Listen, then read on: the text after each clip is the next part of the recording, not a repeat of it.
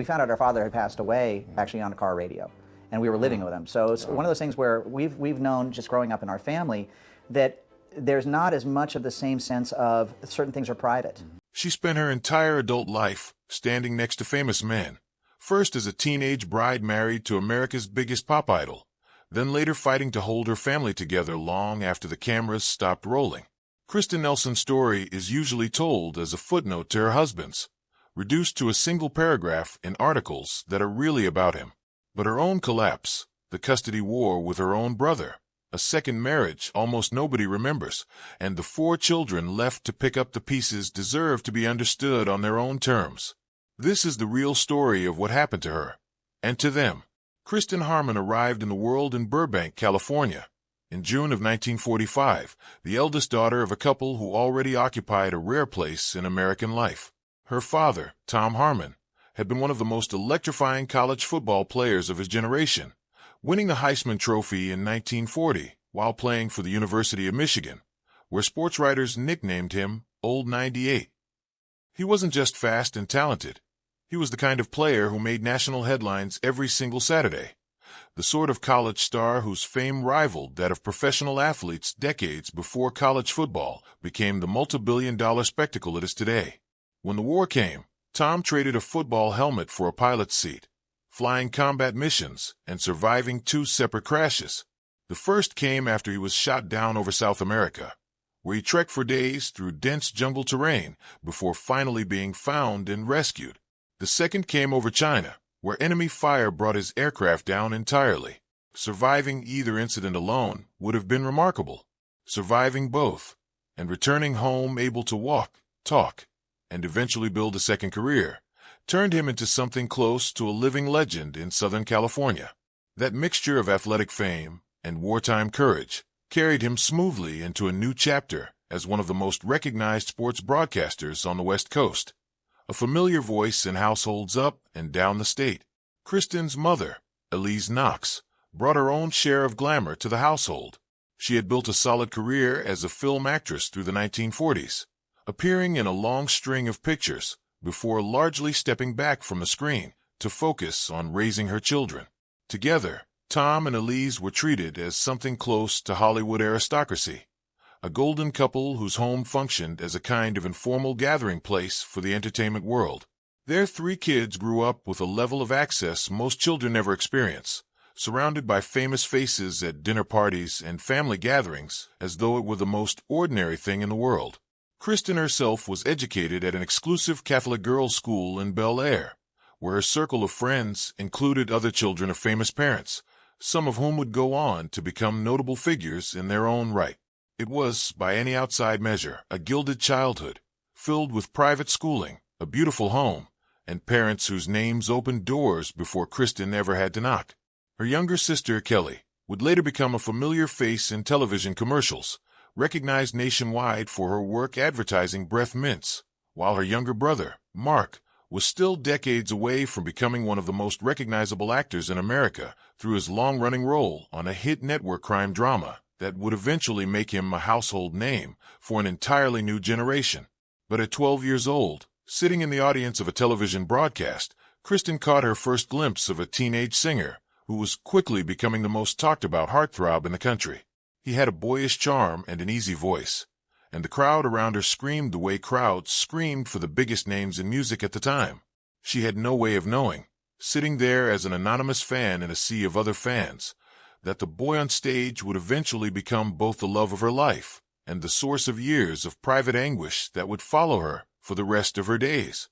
That singer was Ricky Nelson, and like Kristin, he had grown up inside a famous household, though his family's fame operated very differently from hers. His father, Ozzie Nelson, was a bandleader who had married his lead vocalist, Harriet Hilliard, and the two eventually built a radio program around their real family life. It was an unusual concept for its era, a real husband and wife performing lightly fictionalized versions of their own domestic routine for a national radio audience. That radio show made the jump to television in the early 1950s and stayed on the air for over a decade, turning the Nelsons into one of the most recognizable families in the country. Their weekly broadcast a fixture in American living rooms for so long that an entire generation of children grew up literally alongside the Nelson boys on screen. Week after week, American audiences watched what appeared to be an ordinary household: a patient father, a warm mother, a responsible older son, and a charming younger son, never quite grasping that the entire arrangement was carefully managed behind the scenes by Ozzy himself, who controlled nearly every detail of the family's public and professional life. Every joke, every subplot, every appearance of spontaneity was, in reality, tightly scripted and closely supervised, and that level of control extended well beyond the soundstage into the family's actual lives. Ricky's music career began almost by accident, when as a teenager he wanted to impress a girl by claiming he had recorded a song. To back up the boast, he actually cut a record and performed it on the family's television show, treating the whole thing as a light-hearted stunt rather than the launch of a serious career. The public response was immediate and enormous, and within a year he was selling records at a pace that rivaled the biggest names in early rock and roll, all while still playing a fictionalized, sanitized version of himself on television every week. It left him living two lives at once: a genuine musician drawn to raw rockabilly sound, packaged instead as a clean-cut product his father could market to a national audience of teenage girls and their approving parents alike. Behind the songs and the easy on-screen smile was a young man who rarely got to make decisions about his own career, his own image, or his own future without his father's direct involvement. By the time he crossed paths again with Kristin around the 1961 holiday season, he was well practiced at keeping his real self hidden behind a public persona. She was 16. He was 21, and whatever chemistry had existed between them years earlier as performer and anonymous fan quickly turned into something more serious. Neither of them, at that point, had any real template for what a healthy adult relationship looked like, both having been raised inside families where the boundary between public performance and private life had never been allowed to exist in the first place. Their romance moved quickly.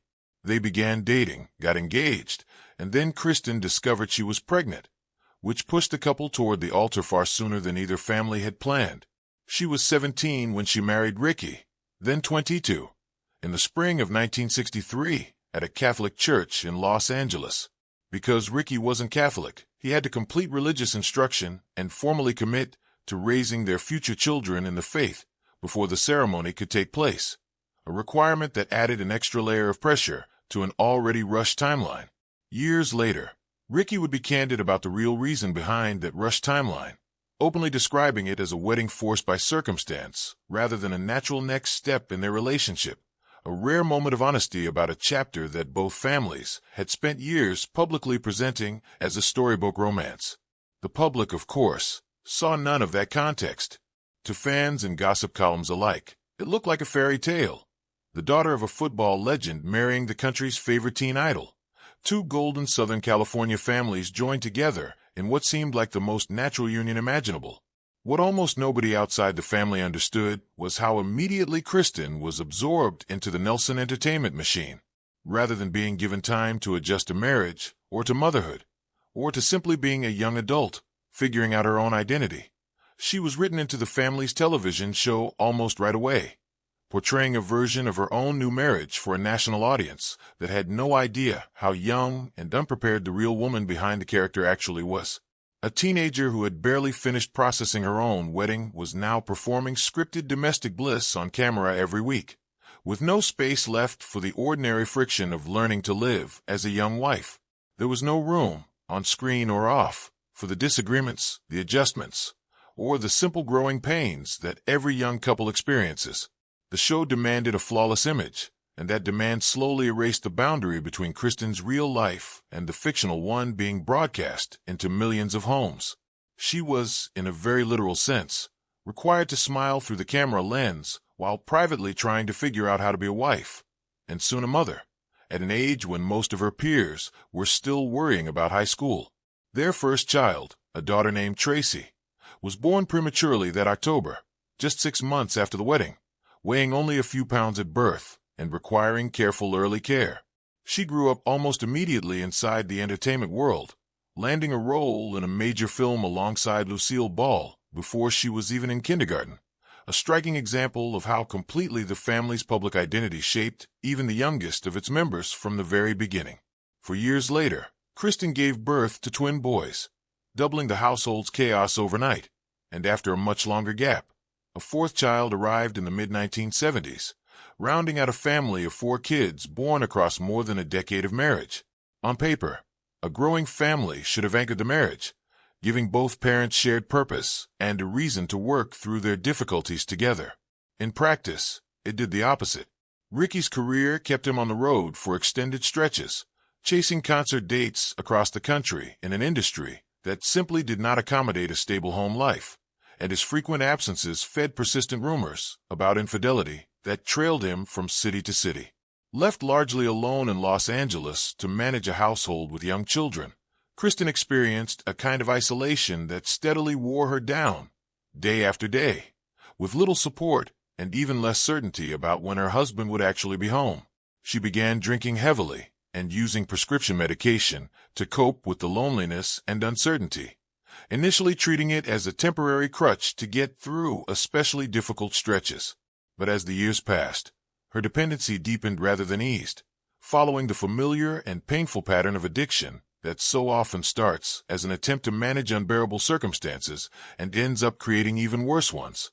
What had begun as an occasional escape hardened into a defining feature of daily life inside the house, and the children were raised inside that instability, never quite sure which version of their mother they would encounter from one day to the next, a day that might start ordinary and end in chaos with no warning at all. By the mid-1970s, the marriage existed mostly in name. Ricky and Kristin still shared a household, but they were functioning as 2 people living entirely separate lives under one roof, the distance between them no longer explainable by touring schedules alone. Even when he was physically present, the emotional gap between them had grown too wide to bridge, and the children absorbed that tension whether or not the adults around them ever said so out loud. The relationship reached its true breaking point in 1977, when Ricky returned home from tour to find that Kristin had already moved his belongings out of their house and into a rental property elsewhere, a decisive and unmistakable signal that she had reached her limit. She filed for divorce that October, seeking spousal support, full custody of their children, and a division of their assets, laying out in a legal filing what had clearly been building privately for years. Like many couples with years of shared history and children between them, they eventually attempted reconciliation, calling off the initial filing in the hope that things could still be repaired. But the underlying problems, Kristin's addiction and the persistent emotional distance between them, never actually resolved, and papering over deep structural cracks in a marriage rarely holds for long. In a strange final attempt to project stability, the couple purchased a large estate on Mulholland Drive in 1980, a property that had once belonged to a Golden Age Hollywood actor known for his own turbulent personal life. It was an expensive, arguably reckless purchase for a marriage that was already crumbling and finances that were already strained by years of legal costs and lifestyle spending. But after spending their entire adult lives under public scrutiny, maintaining appearances had become almost reflexive for both of them. The gesture didn't hold. Within 6 months, Kristin filed for divorce a second time, and this attempt stuck for good. What followed was roughly 2 years of contentious legal battling that played out publicly in tabloids as much as in courtrooms, with reporters eager for any new detail about the unraveling of a couple who had once represented the picture of wholesome American family life. Kristin wanted Ricky to abandon touring altogether and commit to being a full-time, present father, a demand that struck at the very core of who he was as a performer. Ricky refused, insisting that performing was the only livelihood he knew and the only identity he had ever really been allowed to build for himself. A judge granted Kristin temporary custody along with monthly support in early 1981, but the case dragged on until a final settlement was reached at the end of 1982. Legal and accounting fees alone reportedly consumed well over $1 million, leaving both parties financially depleted and emotionally worn down by a process that had stretched on far longer than either of them had likely anticipated when it began. The 4 children absorbed the fallout directly. Tracy ended up living with her father. The twin boys eventually moved in with Ricky once each turned 18, and the youngest child was shuffled between different relatives, while the adults around him remained locked in conflict over what was left of the marriage. a childhood defined less by stability than by a rotating cast of temporary living arrangements. Just 3 years after the divorce was finalized, any remaining possibility of the two ever repairing their relationship disappeared entirely. On the final day of 1985, Ricky Nelson, then 45, was flying with his band toward a New Year's Eve performance when a fire broke out aboard the aircraft mid-flight. The plane went down in East Texas. Ricky, his fiancée, and several members of his band did not survive the crash, a sudden and devastating end to a life that had already weathered so much public and private turbulence. Speculation about the cause circulated for years afterward, with early rumors pointing toward substance use aboard the flight, unfounded claims that nonetheless followed Ricky's memory for a long time. Official investigators eventually determined the fire originated from a malfunctioning cabin heater that ignited leaking fuel, an equipment failure rather than anything more sensational, closing the book on years of speculation with a far more mundane and tragic explanation. For Kristin, the loss landed with unusual weight. They had been divorced for years, but he remained the father of her 4 children and the person whose life had been intertwined with hers since she was a preteen fan in a studio audience decades earlier. Rather than bringing the family together in shared grief, his death seems to have widened the existing fractures rather than healing them. Financial questions surfaced almost immediately, since Ricky's estate had been structured to protect his children directly rather than pass anything to Kristin, and a court later confirmed she had no legal claim to any portion of it, a ruling that left her with nothing from a marriage that had defined her entire adult identity up to that point. The tension around money, combined with raw grief, created an atmosphere at the funeral that reportedly turned openly hostile between Kristin and her adult children, a painful public unraveling at what should have been a moment of shared mourning rather than conflict. In the end, the 4 children inherited what remained of their father's estate, while Kristin walked away with nothing from it financially. A bitter final chapter to a marriage that had begun with so much public optimism 20 years earlier.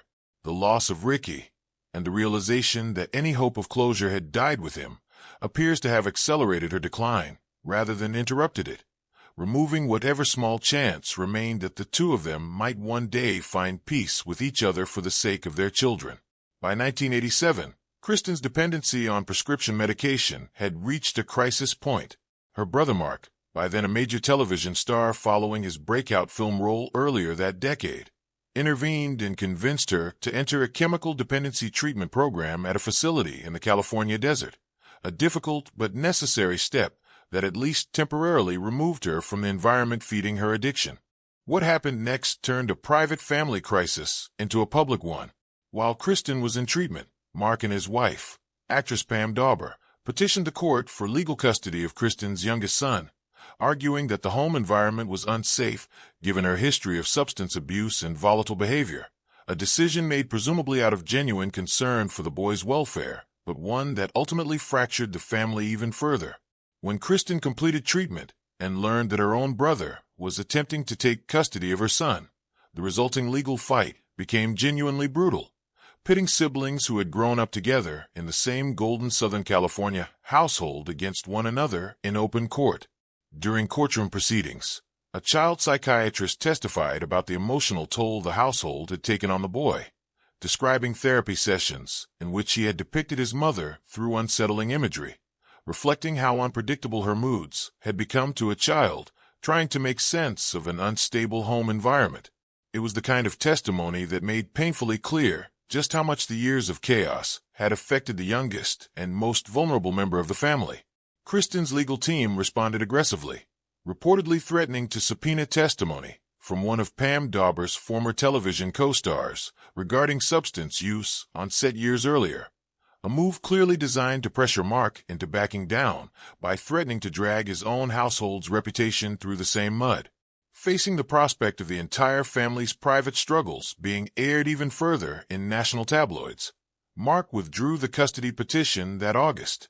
The court ultimately granted Kristin custody of her son while ordering the family into mandatory therapy and preserving Mark's visitation rights, a resolution that ended the legal fight without fully healing the relationships damaged by it, leaving lingering tension between siblings that reportedly took years to fully repair, if it ever fully did. In the years following the custody battle, Kristin made a deliberate effort to step outside the environment that had defined so much of her adult life. In 1988, she married television producer and director Mark Tinker, a marriage that lasted 12 years before ending in divorce in 2000. That second chapter of her life is often left out of accounts that focus entirely on her years with Ricky Nelson, but it represents a real attempt to build something separate from the identity she had carried since her teenage years, an identity built almost entirely around being the wife of a famous man and the mother caught in the aftermath of his fame. For over a decade, she had a home life that existed largely outside the intense tabloid scrutiny that had followed her first marriage, even if that second relationship ultimately did not last either. Following that second divorce, Kristin eventually settled permanently in Santa Fe, New Mexico, choosing distance from Los Angeles and the industry that had shaped so much of her difficult history. There, she returned to a lifelong interest in painting, developing a distinctive, brightly colored folk art style that drew genuine attention from collectors, including, according to multiple accounts, former First Lady Jacqueline Kennedy, whose interest in Kristin's work brought her a level of quiet recognition entirely separate from her past as a famous musician's ex-wife. By the late 1990s, Kristin had compiled her paintings and personal reflections into a published memoir, giving her, for the first time, a direct and unmediated way to tell her own story rather than have it filtered through decades of tabloid coverage focused on her famous husband and famous brother. She largely stayed out of the public eye for the remainder of her life, living quietly in New Mexico, surrounded by her art and, by most accounts, a genuine sense of peace that had eluded her for much of her younger adulthood. She died of a heart attack at her home in the spring of 2018, at the age of 72, with her daughter Tracy confirming the news publicly in the days that followed. The 4 children who grew up inside that chaotic, high-profile household each found their own path forward, and by most accounts, all 4 managed to build stable, successful adult lives despite the turbulence of their childhood. The eldest, Tracy, pursued acting from a young age and continued working steadily even after being diagnosed with cancer in her 20s, going on to land recurring roles on well-known television series and later expanding into writing and dance, building a long and varied career that stretched across several decades of the entertainment industry. Watching their older sister carve out a public career of her own reportedly encouraged the twin sons to pursue music, and the two eventually formed a rock band together that landed a #1 hit in 1990. An achievement that made the Nelson family one of the rare American families to produce chart-topping recording artists across 3 consecutive generations, a genuinely remarkable feat, considering how much turmoil had surrounded their upbringing. The youngest son pursued a different route entirely, studying psychology before moving into the music industry from the business side, working as a record executive rather than a performer, carving out a career that let him stay close to the family's musical legacy without stepping directly into the spotlight the way his siblings had. Taken together, the paths of Ricky and Kristin's 4 children tell a story of resilience that stands somewhat apart from their parents' turbulent history, each of them finding a way to carry the family name forward without being consumed by the same struggles that defined so much of their mother's adult life. It's a reminder that even the most chaotic and painful upbringing doesn't necessarily determine the outcome of the children who live through it. Looking back at everything Kristin Nelson lived through, married as a teenager into a level of fame she never fully chose for herself, isolated for years inside a failing marriage, and then locked in painful legal battles even after her ex-husband's death, it's worth asking whether her decline was set in motion the moment she walked down that aisle at 17. Or whether a different path was always possible if circumstances, or choices, had gone another way. Let us know what you think in the comments below.